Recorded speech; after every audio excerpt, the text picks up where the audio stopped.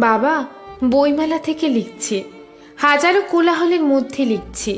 যেখানে সবাই দাঁড়িয়ে দাঁড়িয়ে খাচ্ছে তাদের পাশে দাঁড়িয়ে লিখছি। মনে পড়ে কত বছর পর লিখছি। 17 বছর, হ্যাঁ ঠিক 17 বছর পর লিখছি। জানো, আমি খুব ভালো চাকরি করি, অনেক টাকা মাইনে, অনেক টাকা জমিয়েছি। এখন আমরা বড় লোক, গাড়ি আছে আমাদের। যেদিন তোমাকে ফেলে আমি আর মা চলে আসি, করুণাময়ীর এক ফ্ল্যাটে এসে উঠি, সেদিন মনে হয়েছিল বেঁচে গেলাম, অন্তত তোমার হাত থেকে বেঁচে গেলাম। তুমি তো প্রাইমারি স্কুলে পড়াও, সামান্য মাইনে, মাঝে মাঝে মাঠেও কাজ করো, আদিবাসীদের নিয়ে মেতে থাকো। ভালো ড্রেস কোনোদিনও পরতেও দেখিনি। তোমার বোঝার কথাই নয় কলকাতা শহরে কত সুযোগ সুবিধা। তুমি তো কলকাতা চেনোই না, জানবে কি করে? কত ভালো জীবনযাত্রা এখানে, কত বড় লোকের বাস, কত গাড়ি ঘোড়া, ডাক্তার, বদ্যি, নার্সিংহোম, হসপিটাল, বিমানবন্দর। তোমার এসব জানার কথা নয়, এসবের মর্ম তুমি বুঝবেও না। মাঠে ঘাটে কাদা জল ঘেটে এসব বোঝা যায় না। আমরা তোমাকে ফেলে এসে ঠিক কাজ করেছি।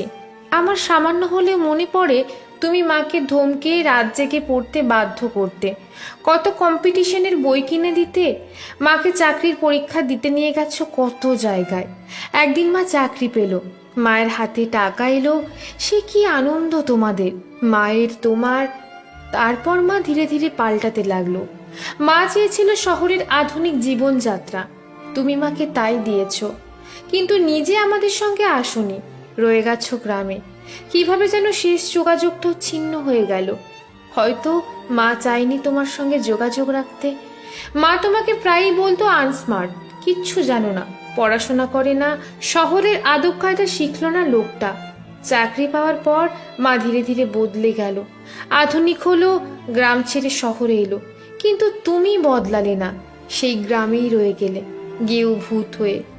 মা এখন অনেক বড় বড় পার্টিতে যায়, কত বন্ধু বান্ধব হয়েছে তার, কত লোকে চেনে। আর তুমি, কে চেনে তোমায়? কেউ না, কেউ চেনে না। অচেনা ভিড়ের মাঝে তুমি অত্যন্ত সাধারণ একজন মানুষ। আমার এখনো প্রায় মনে পড়ে তুমি স্কুল থেকে ফিরে দৌড়ে এসে আমার দুটো হাত নিয়ে তোমার দুটো গালে চেপে ধরতে। কেন বাবা, আমার হাতে কি আছে? আমাকে কাঁধে করে মাঠে মাঠে ঘুরে বেড়াতে। ওভাবে কাঁধে করে বয়ে বেড়াতে তোমার কষ্ট হতো না? কোলে করে ঘুরে ঘুরে পাখি দেখাতে আর খাওয়াতে। আমি তো একাই খেতে পারতাম, কেন খাইয়ে দিতে? মা আমায় বকলে তুমি কেন মাকে বকতে? আমার সঙ্গে লুকোচুরি খেলতে কেন? কেন তোমাকে চিঠি লিখছি জানো? জানো না, মাকেও বলবো না, শুধু তোমাকে বলি। আমার চিঠি পেয়ে আমি যা বলবো তাই করবে, করবে তো? শোনো, বইমেলায় কেন এসেছি জানো? বই কিনতে নয়, খেতে। হঠাৎ হঠাৎ দেখি বইমেলায় তোমার ছবি।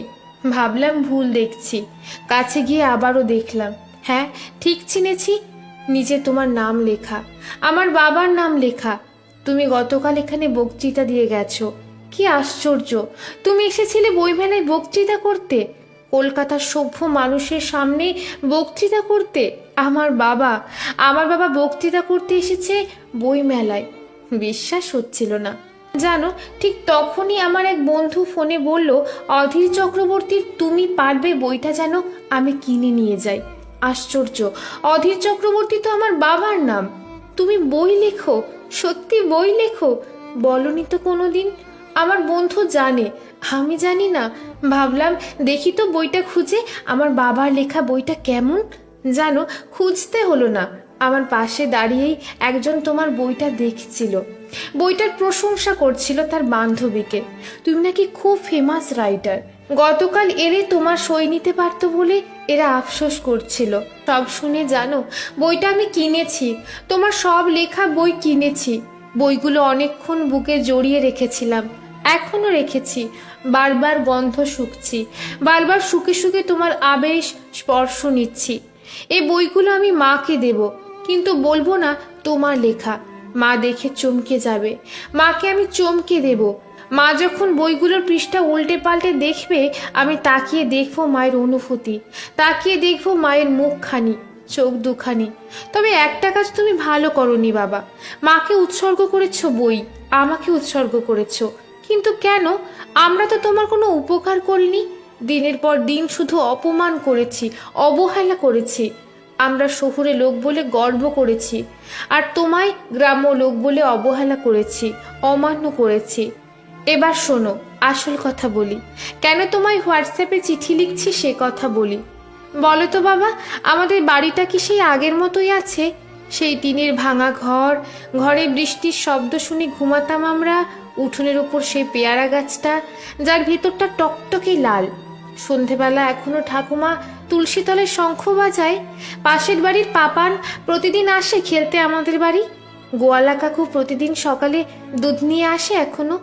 বলো না বাবা একবার, তোমায় মনে পড়ে বাবা? সন্ধেবেলা ঝড় এলে তুমি বুকের ভেতর কিভাবে আগলে রাখতে, কোলে বসিয়ে দোকানে আঙুল দিয়ে ভয়ঙ্কর বজ্রপাতের শব্দ আটকে দিতে। মনে আছে তোমার এসব?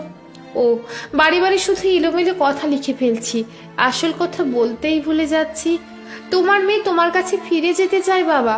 তোমার সেই ছোট্ট মেয়ে যাকে তুমি স্নান করিয়ে ফ্রক পরিয়ে বিনুনি বেঁধে অনেকক্ষণ তাকিয়ে তাকিয়ে দেখতে, তারপর বুকে জড়িয়ে সারা বাড়ি ঘুরে বেড়াতে।